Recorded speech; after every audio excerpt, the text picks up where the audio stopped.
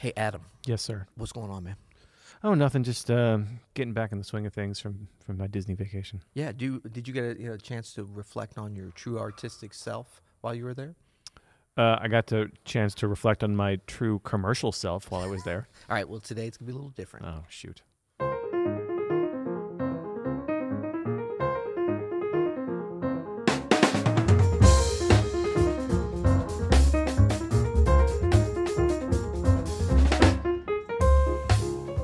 I'm Adam Maness, And I am Peter Martin. and you're listening to the You'll Hear It podcast. Daily jazz advice coming at you. Daily jazz advice coming at you. Today we are talking about 7 ways to find your true artistic self. I think this came from a question from someone you met at the Jazz Senate? No, the Jazz Supreme Congress. Court. Yeah. Well, it includes all that, but it was generally the Jazz Congress. Yeah. This is from a young drummer that I met there who came up to speak with me.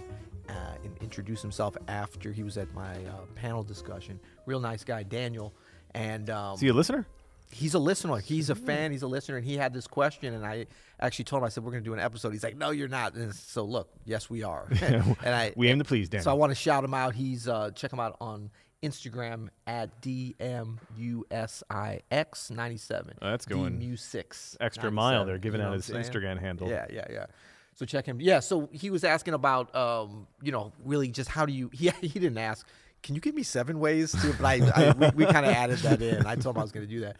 But The podcast reach has got to the point where people are asking for 7. I was like, well, I got things. 8 for you. No, give me 7. No, but he was just saying, really, and I love that when young musicians are thinking of these high level, lofty things, because there's so many tactical and technical things, and we talk about those, and they're important for your entire career, and as long as you want to develop, we kind of even get more into those because we want to keep developing and keep very focused on things that really push the needle. But I love it when we're thinking about these higher level things, because this is art. That's right. And we're supposed to be kind of like interpreting the world through our instruments. So we do all these little technical things just so we can get better, but we're supposed to be kind of speaking like poets do to people and giving them something, another way of looking at the world. I mean, the technical things should come out of your artistic, your broader artistic goals in yourself. Yes. We use those technical things to get to that point. But you're right. It never hurts to pull back and say, why are we doing this? What are we really striving for in the long term? Yeah, and you know what I always say? Well, I've never said it till now. ABA, hashtag ABA. What is that? Always be artistic. I've never heard you say Well, it. no, Okay. there you go. Okay. Well, okay, so 7 ways to find your true artistic self. Okay. Number 1? Listen. Interesting. Hey, have we done that yet this year? I don't think we've done. This is the first 2019 listen, I believe. Okay. Yeah. Well, we're going to keep up the tradition from last year because it is the best advice we can give. It was the best that we were given in almost any situation. It's now for this, because it's a little bit broader of an area, we can think about listening as listen to yourself, listen to your true artistic self. Yeah. And we'll get into some ways to do that actually with the later 7, but also listen to music, listen to poetry, listen to theater, listen to anything that's of a high artistic level. Yeah, listen to me in this sense means really to go deep, and to do deep listening, to be curious, right? Keep your curiosity about music, listen as much as possible, even if that means just soaking it up and letting it get in you. Like, I was just like listening to some straight up like late 50s hard bop today, and I was like, this feels good to listen to. Like, and it's good for me to just have that, spangalang every once in a while as you're listening to different stuff. Just listen. Man, I mean, it's just, think about it like just you want to take a deep bubble, an oatmeal bubble bath of high art. Just let it immerse yourself in it, right? But also, I like the idea of listening to yourself, and that means like listening to the little voice in your head that tells you, I like this, or I don't like this, or I want to do this, or I don't feel good about this. Listen to that voice always. That's you. Yeah, and I think, listening, all these different ways of listening really play into having a mentality of an artist, and it's something that, especially when you're younger, you may shy away from because you're like, well, I'm not great yet. And we know we're not great yet. I mean, I still know I'm not great. So I can only say to young people, it's like, you're never going to get to the point where you're like, I'm great. But you have something to say. And if you don't listen to yourself, if you don't listen to others so that you can learn your true self and your artistic worth and merit, every human has artistic value, I think just the world, other people, society, government sometimes sort of stamp that out. I mean, I think about, you know, there was a time in Brazil where the government became very they had a military dictatorship.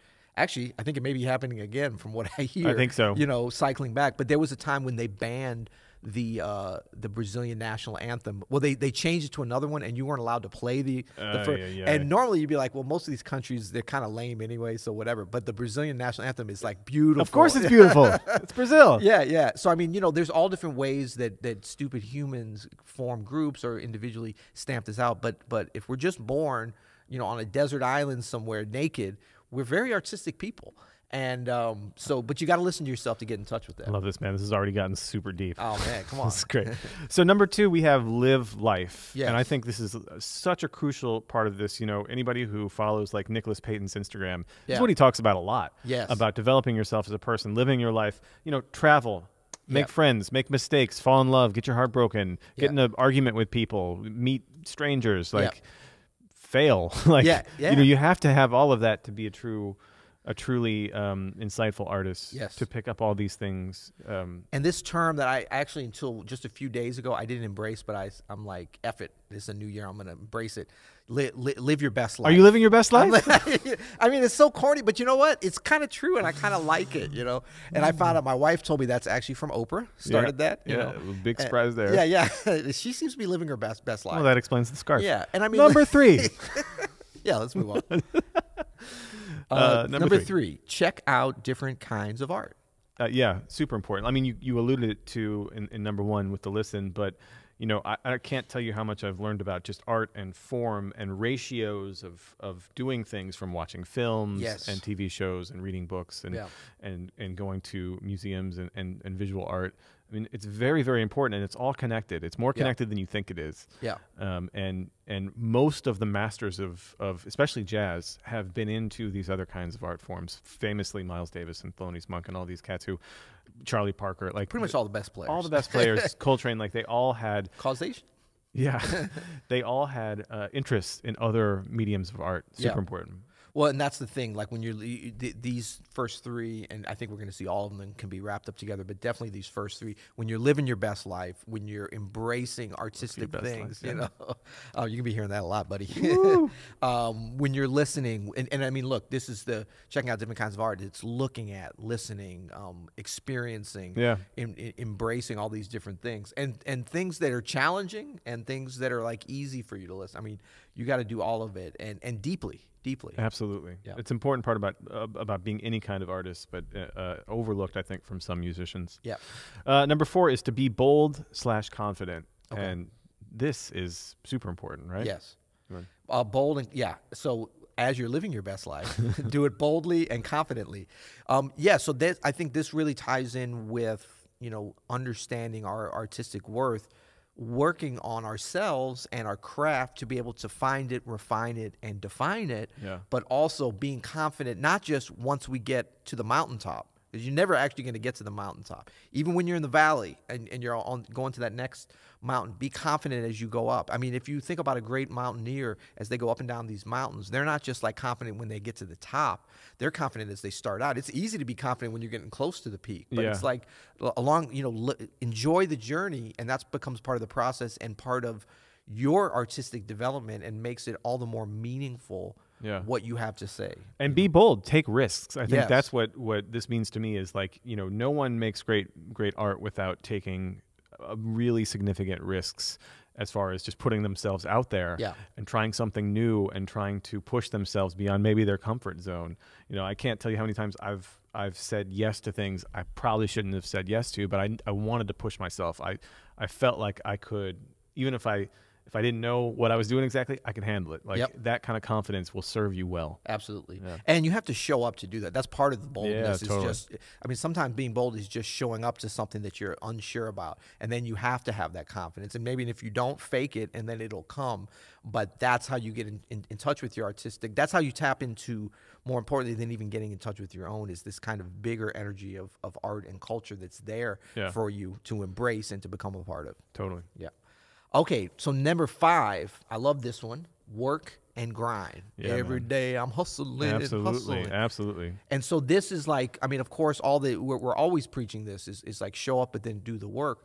But in terms of finding your true artistic self, it's a little bit more esoteric, but it's still work to do, and it's engagement, and it's a mentality. So that like when you're like when we say check out film and television and high art, all these different things, it doesn't mean, oh cool, I'm not going to practice, I'm just going to sit and like veg out on Netflix, you know. Yeah. No, it's you using that, not being a consumer of entertainment, but being a participant in art. Yeah. You know, and that might be on television sometimes, or film or music or whatever, but you have to work at it. And so be engaged, deep listening, deep watching, deep experience. That's right. And as you're checking out all these different kinds of things, as you're listening, as you're living life, you know, the living work, your best life. Living your best life. Yeah. The work of this is actually taking note of the things that hit you, Yeah. you know, deep in your chest, and figuring those out. Yes. And being able to absorb them. That takes work. You can't just listen to great music and just be able to play it all of a sudden. You know, that's not going to happen. You have to actually go through the steps of, why do I like this? What is it about it I like? What is it? Yeah. And then how can I do that, you know, in my art? It just takes work and grinding, man. That's all it is. Absolutely. Number 6. Number 6, I wrote this, but I want to hear you say it. Long walks on the beach. Yes. I mean, that's why I went to Disney. That's right.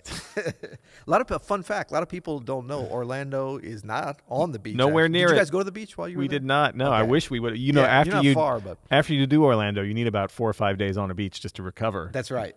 Yeah. But no. So I think this is just what I meant with this, was just kind of representing introspection, maybe even meditation if you're into that, or just a meditative state, to sort of like, as you're living your best life and absorbing all this art and becoming more artistic, more artistically in tune with yourself and the artistic world, is you have to take time to let that absorb, and just, you know, if you go, for me, it's like going for a walk and without listening to music or whatever, just thinking, introspection, that kind of thing. But you have to find some time to do that, because this is a noisy, cluttered world that we live in. It's a very anti-artistic world. We've talked about it several times, about either if that's meditation or exercise, or just or time with friends, or some kind of decompression time where you can be, you know, alone, at least a little bit in your thoughts, and not be around the art you're trying to make. You need to put that time in there for yourself. Yeah, and the alone thing is very important for I think all these different things to becoming, you know, your true artistic self. That's the thing, is like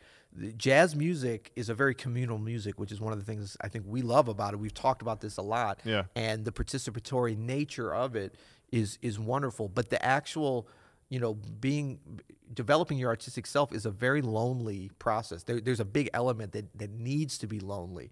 And you have to get comfortable with being lonely. Absolutely. You know, and that kind of development. So this kind of times for introspection on that'll get you into that mindset. Totally. And number 7, finally, is be patient. This might be the most important thing of all, because we can talk about art all day and how to get better at it, and we can get down to the nuts and bolts. But if you give up after a week because you're not making the progress you think you are, it doesn't do any good.